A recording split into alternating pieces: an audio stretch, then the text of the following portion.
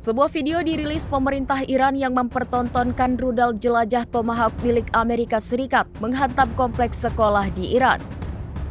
Serangan itu dilancarkan pada 28 Februari silam dan membongkar kebohongan Presiden Amerika Serikat Donald Trump yang membantah terlibat dalam serangan.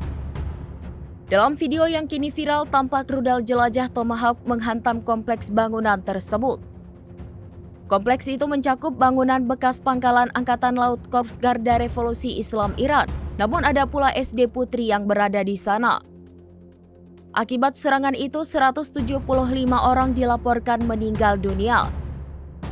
Bukti video ini membuat Amerika Serikat sulit untuk menyangka lagi, karena militernya adalah satu-satunya pengguna rudal Tomahawk.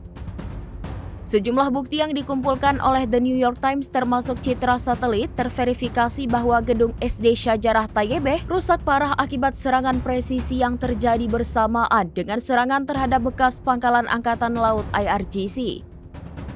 Presiden Donald Trump sebelumnya membantah pihaknya terlibat dalam pengeboman tersebut.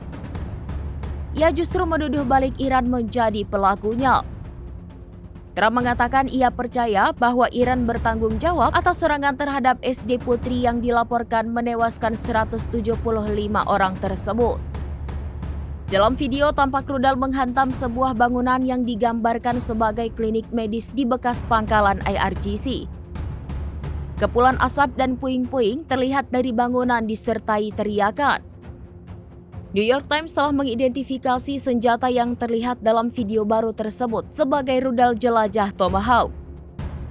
Tomahawk adalah senjata yang tidak dimiliki oleh militer Israel maupun militer Iran. Puluhan rudal Tomahawk telah diluncurkan oleh kapal perang Angkatan Laut Amerika Serikat ke Iran sejak 28 Februari ketika serangan Amerika Serikat Israel terhadap Iran dimulai.